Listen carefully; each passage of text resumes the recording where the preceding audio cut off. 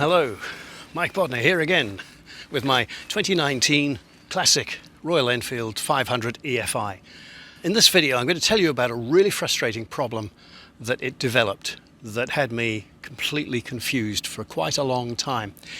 I bought this about 6 months ago. I rode it over 2 days back home from where I'd picked it up, and it was lovely. And I rode it around country roads, around town for weeks after that, maybe a couple of months. And then it developed a problem.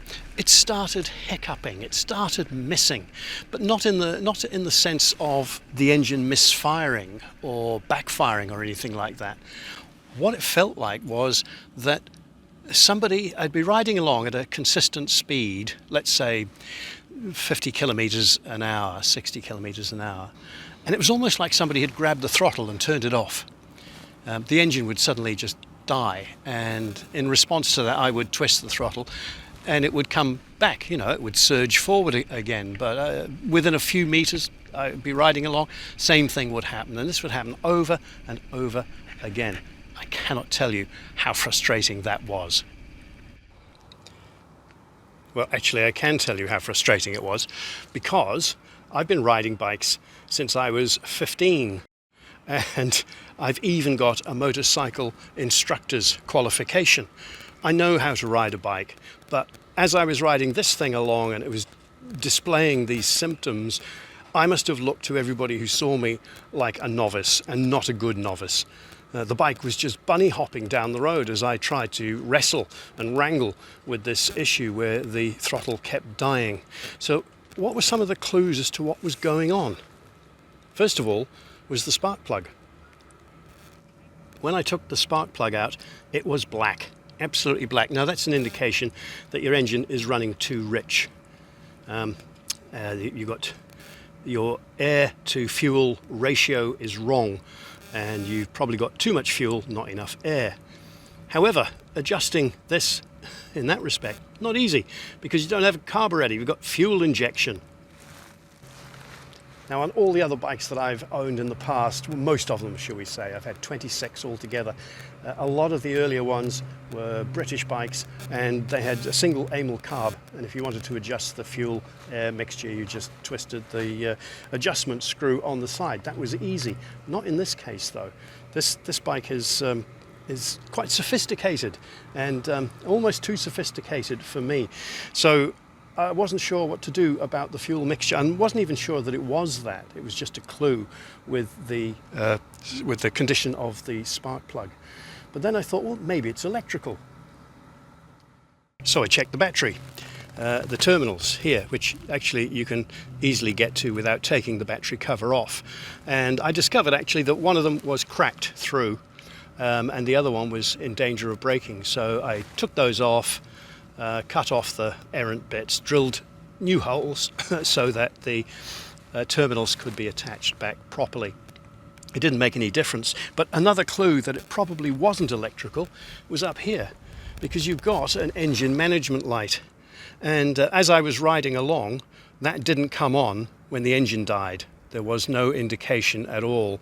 It wasn't like that the engine had switched off or that the power had disconnected somehow. So I thought it probably wasn't electrical, and actually it turned out not to be that. I went online, of course I did. I got all sorts of advice. I got hold of other Enfield owners who had similar problems, and I watched so many videos that I think I'm one of YouTube's biggest viewers. Everybody had a different answer.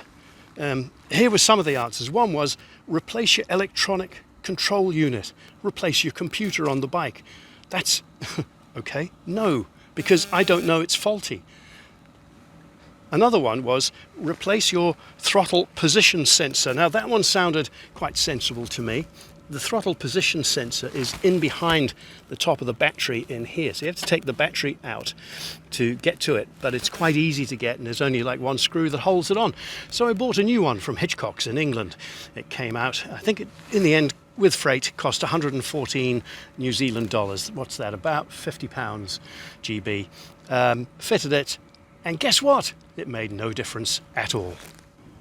Other people said it's your fuel injector. That's in here. It's your fuel injector, or it's connectors, or it's your fuses. Check the fuses, see if any of those are loose. You've got a couple of relays. You've got a relay for the fuel pump, and there's another relay for something else. They're identical. Swap them over. See if that makes a difference. Did all of that. Didn't make any difference at all. I put a new spark plug in because the one that was in there looked like it was the original, and adjusted the gap accordingly. That didn't make any difference either. Now, you're probably wondering, why didn't I just go to a dealer? And so I did. I gave up and took it to the dealer. What they told me was that there was probably rust inside the fuel tank, and that it had rusted away a particular pipe that's inside. I'm going to try and show you that now.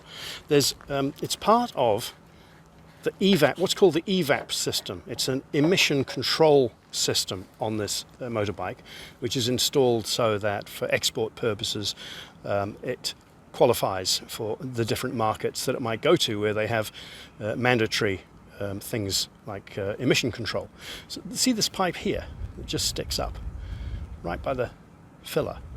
That's a vapor tube.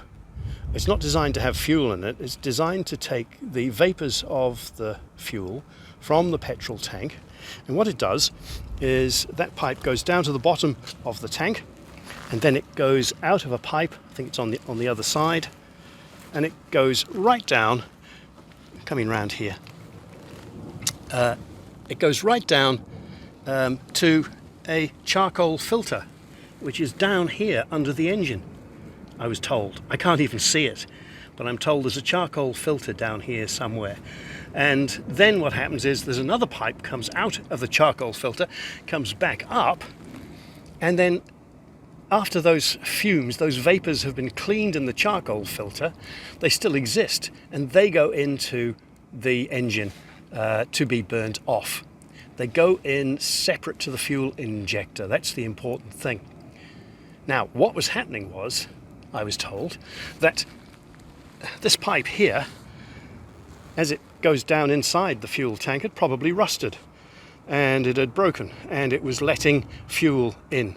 So what was happening was the fuel was getting into the engine without being turned into a mist, because that's of course what your fuel injector does, or indeed a carburetor. It makes a mist of fuel and air. You don't want raw petrol going in like that, raw fuel.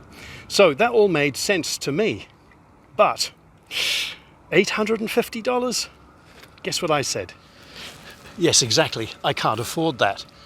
So I wasn't happy with that glib response that it's probably rusted inside, it's probably broken, almost certainly is, so you need a new fuel tank. So I went along and spoke to the owner, and I said, so this is part of the EVAP. He explained the whole thing to me. He said, yep, we've seen it a couple of times at least before. In fact, he said, look over there on the wall in the showroom, there were 2 Royal Enfield fuel tanks just hanging up on their sides. He said, those are from the bikes that had your problem, and the owners had to get new fuel tanks. We put them up there because they look good. They look like artworks.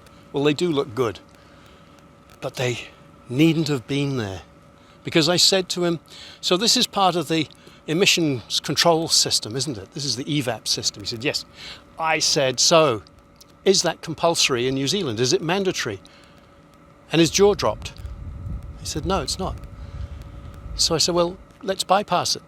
Let's just block it off if it's not mandatory. So he said, I'll talk to the mechanic when he's back. He was on leave. So to cut that, it's already a long story, isn't it? I can't cut it short now. But this is the good news. The mechanic said, yep, I can do that. And a week later, I went and picked the bike up after it had stopped raining. And that's what he'd done. He said, yeah, quite straightforward. I took where the pipe comes out from the fuel tank. It obviously had fuel in it, and it shouldn't. He said it should just have vapors. So either the internal vapor pipe had fractured or somehow broken. It probably isn't rust, because I don't think the bike's old enough to have that, and I don't think it's lived outside or got wet too much. But it worked. It worked, and the bike was like new again. I rode it away, and I was very, very happy. Total cost $95. Now, the $850 that they quoted me for the tank would have been then more with fitting. They'd have had to take the old tank off, which probably would have ended up on their wall. And of course you've got a fuel pump there as well, so that would have to come out. You'd need new gaskets for that. It's quite a bit of work in it, so I'm guessing the 850 would have snowballed into over $1,000. It was one of the most frustrating problems I've ever come across on a motorbike, and I think it's a bit over-engineered. But the other thing that worries me is that in here, that vapor pipe that they've got either is badly designed or badly engineered, manufactured, or both. So Royal Enfield, if you're listening, take note. You need to make a better job of that, a much better job of that, because you've got some customers out there who are being driven mad by what happens when fuel gets into that pipe. The only thing I have to do now, because that pipe's been disconnected, is occasionally I have to unscrew that a little bit to allow the pressure build up in the tank to release. It's going to be more important on hot days when the fuel expands inside, but at the moment we're coming into winter here in New Zealand, so it's not a problem right now. Thanks for watching. I hope that helps you if you're one of these people who've had that same problem, because it was driving me mad and the bike was not enjoyable to ride. I knew it could be, because it was when I first bought it, but it was a sad situation, and I wasn't quite ready to throw it, away. It's too good for that, but I'm glad I solved it. Thank you for watching.